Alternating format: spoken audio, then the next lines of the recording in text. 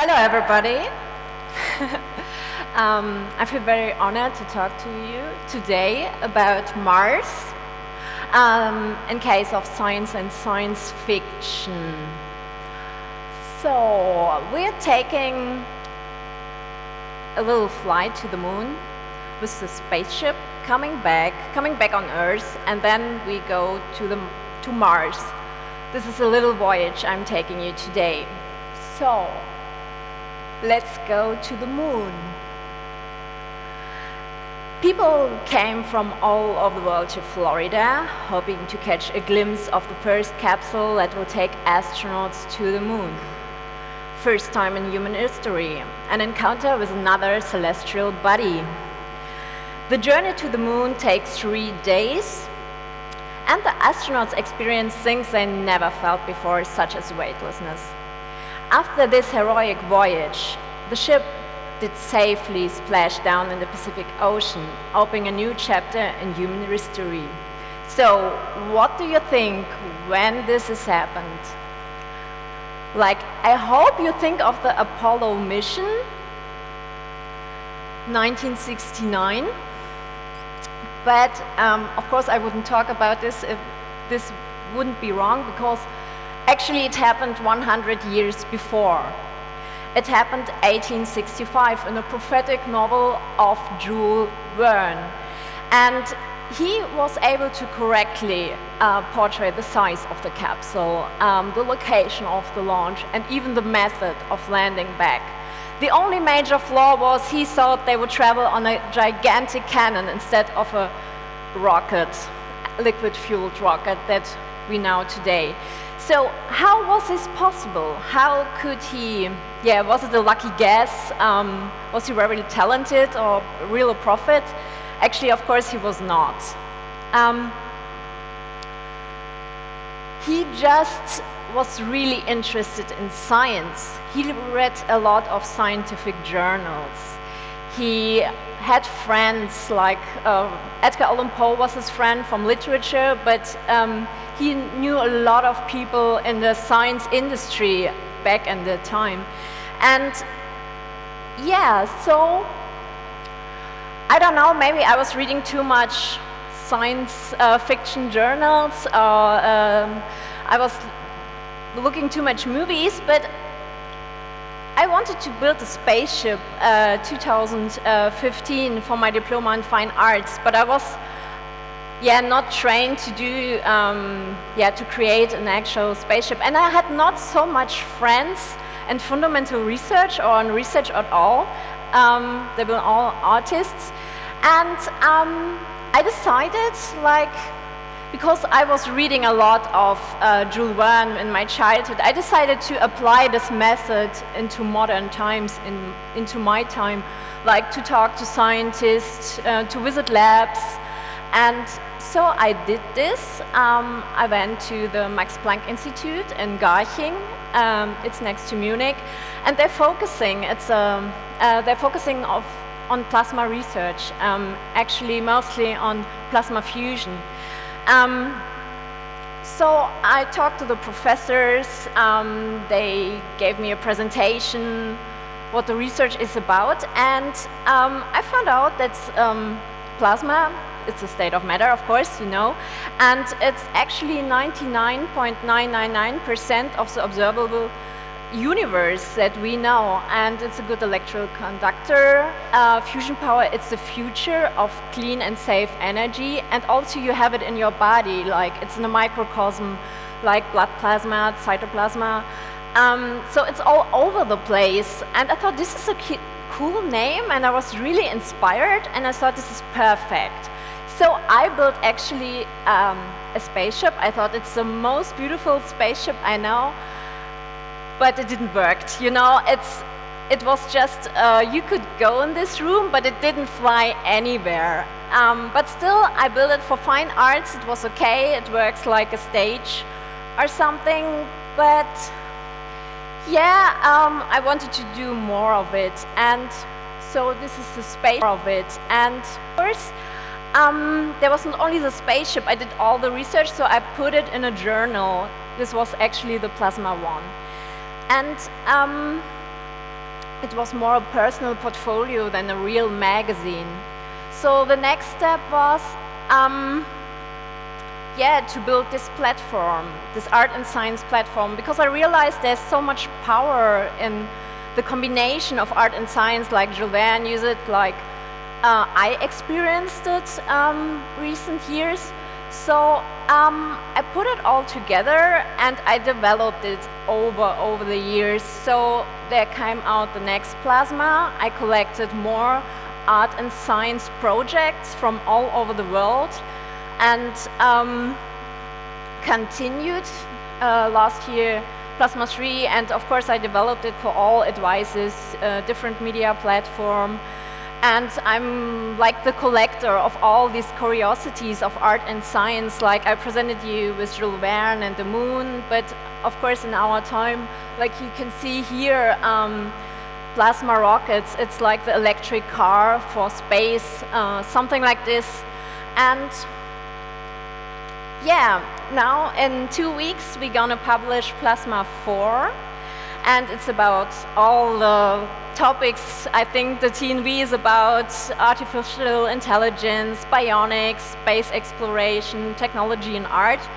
And the article I wrote was about Mars, science and science fiction, and I include some ideas of treats. I will tell later what this is about. So, Mars, what you can see here, it's the South Pole. The components are carbon dioxide and frozen water. So we have water on Mars, and it's on the poles, and sometimes you can scratch the surface and you find water under the surface. So it's not new to go on Mars. Maybe you heard the news. They've been people like on 1910 or 1926, Goddard, they actually dreamed of going to Mars. They've been the first engineers building rockets or projects going there. So they started, and both of them, I read later, been crazy about Jules Verne, like they've been all reading this book, From the Earth to the Moon. So let's pretend we have a good start. We go to the moon, to the Mars, this time to the Mars with a rocket. And to go to Mars, it's like you can't go randomly, like today I'm gonna start. It's like the best constellation is every 2 years. You use the Hohmann transfer. It's a low energy principle, and yeah, if you have a normal rocket, maybe up to 300 days. If you have a better rocket, could be 150 days, but this is how long it actually takes to go to Mars. So we're arriving on Mars. The atmosphere, you can see it, it's not actually breathable. It's better you have a suit to wear. And actually it's really cold. Most of the people think it's like a desert, maybe it's hot, but it's really not, it's really cold. And if you have 27 degrees Celsius, it's in summer on the equator. So this is really rare that you have yeah, such a good temperature. And like I already mentioned, the good thing is we have water on this planet, and this is really helpful to colonize it later. So maybe you have seen the movie The Martian. Actually, I was there, and this, yeah, I went to the movies back there, and yeah, I wanted to see how Mark Watney grows potatoes on this planet. And he was played by Matt Damon, maybe you saw this, and it was the ultimate challenge, like you're alone on this planet and you have to survive. And not everything has been really realistic, but I think you have an image how it could be. And the scene you see here, I think they did it in the Jordanian desert on Earth, so the picture you see, it's actually taken on Earth. So, of course, you know the company SpaceX, this is their attempt. They want to go to Mars, they want to colonize Mars, they want to transform the human species into an interplanetary species.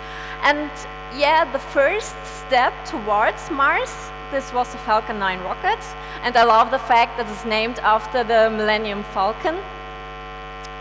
And I know they do some progress right now to go to the Bella rocket, and they're not the only one. There are a lot of companies. Most companies actually in the Silicon Valley, some entrepreneurs, billionaires, they want to go to moon first because it's like the gas station to go into space, to go in the solar system. But to go to Mars, it's a big project of Boeing and NASA. But I know SpaceX wants to land there 2024, and Boeing and NASA will go there 2030. They have a different plan, a different approach. They're a little bit slower. Anyhow, the CEO of Boeing said that they be first. So the first step on Mars, the person goes on a Boeing rocket, and he has so much self-esteem because the Apollo mission was based on the Boeing system. So, yeah, so what we learn from this, actually science fiction is kind of first, so the vision is first, and if it's a good vision, usually it's based on science, so you can see here how these two parts really good working together, and this is why I think that the approach of the concept of art and science is really good to make new inventions and especially put visions into minds. Like maybe for an older generation it's been the books, like you can see here, and later come the movies, and some of the movies like Star Wars was based on Asimov, and Star Trek is based on Stapleton. So, and all these guys want to go there, all these millionaires, and it's not only about glory and profit, they just want to fill their dreams they have seen there. And yeah, so it sounds romantic. I just want to tell you there are some risks as well. Like there could be mechanical failure, loss of communication, micrometeors. This is a big problem in space actually for the ISS as well, or solar flares. And yeah, radiation is, I think, the biggest problem because human body is not built for space. So better you have a good suit on you. And SpaceX designed a new suit. It was designed by Jose Fernandez. He's a Hollywood costume designer actually, and in the beginning he thought it's a new film adaptation he's working on. So usually he designs for Iron Man, for Batman, but he designed this suit for SpaceX, like the design first, and now they try to make it work, the science part. But there are other examples that work the other way around. The suit you see in The Martian is based on the MIT biosuit.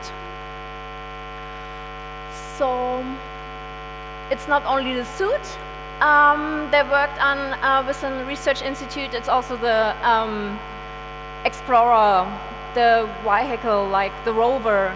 Matt Damon did some trips on Mars or in the Jordanian desert. So here it was yeah, based on the model, and this Explorer from NASA, he's not only made for Mars, or I know he's made for the asteroids as well. He could be used on even on the moons of Mars, and yeah, we don't know which planets or moons we go next.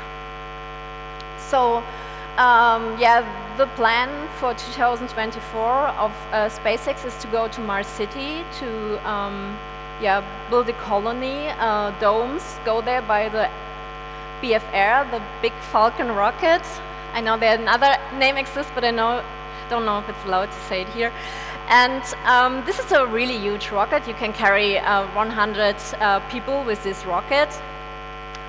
And yeah, actually it could be in a science fiction movie, the simulation. It's really, really close to what we see. And of course, what comes next will be terraforming. This is a really complicated process. And of course, you need to heat up the atmosphere. that frozen poles can build some oceans. And it's to be honest, it's much more complicated, but I think you have an understanding what humanity wants to do the next decades and centuries. So this opens questions.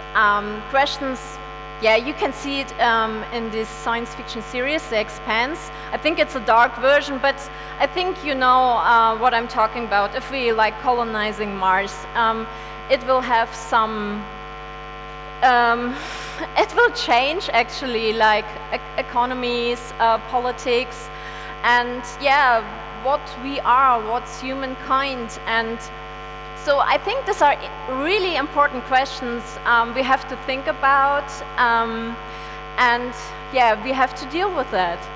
And so shaping the future, I think this is a big topic of the conference actually. This is a big thing, and of course you can start your rocket company if you have enough money and some good engineers. This is a thing you can do in the big thing or something else, but really, really small is that what we are presenting in our next issue as the future do-it-yourself. This is actually the name of the article, and it's based on a method of treats. Treats is a method of science fiction text writing, and it was designed for engineers, that engineers not only learn physics and mathematics and all the stuff they need, that they write science fiction stories. It was, I think they started in the 70s, and the statistics actually showed that they make much more inventions if they have wrote these stories. It doesn't have to be a really good story, it's just that you think open-minded, that you create a vision and follow this vision. And yeah, it's one simple, really simple method, and yeah, you can read like much more details. We have to be honest, a whole chapter around this. I've been at a conference last week and met some really interesting people to transfer this method from the 70s into our time. And yeah, it's really easy. Write a short story, maybe half-page story, and yeah, let's see how it creates like a vision for you, and maybe you come to ideas, you come into inventions, and yeah, be part to shape the future. Thank you, everybody.